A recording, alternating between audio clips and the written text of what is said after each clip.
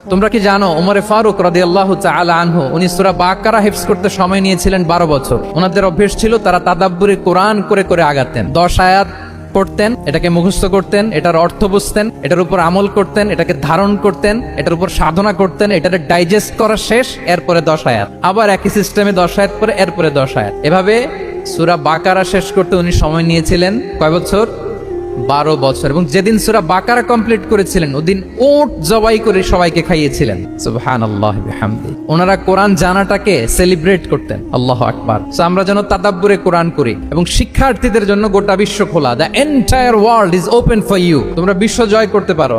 তোমরা ঢাকা বিশ্ববিদ্যালয়ে যাবে, তোমরা চট্টগ্রাম বিশ্ববিদ্যালয়ে যাবে। এই যে তোমাদের এক বড় ভাই বসে আছে ডাকসুর ভিপি সাদিক কায়েম, ঢাকা বিশ্ববিদ্যালয়ে যে আমাদের কোরআনের আলো ছড়িয়ে দেওয়ার দরকার আছে না নাই বলো?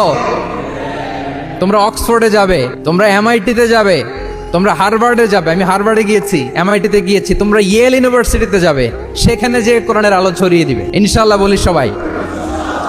তাহলে শিক্ষার্থীদের জন্য গোটা বিশ্ব খোলা। তুমি জানোই না যে আল্লাহ তাআলা তোমাকে কোথায় নেবে। খুত্তাতুল্লাহি আ'যামু মিন খুত্তাতিকুম।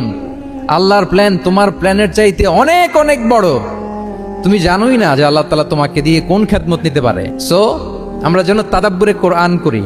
কোরআনে যে আল্লাহ জেমস গুলো দিয়েছেন এগুলোর সাথে নিজেদের অ্যাটাচমেন্ট যেন আমরা বাড়াই, একটু একটু করে যেন পড়ি। এবং সাহাবা রিদওয়ানুল্লাহি তাআলা আলাইহিম আজমাইন ওনাদের হ্যাবিট এটাই ছিল। ওনারা তাড়াহুড়ো করে কোরআন পড়তেন না, একটু একটু করে পড়তেন।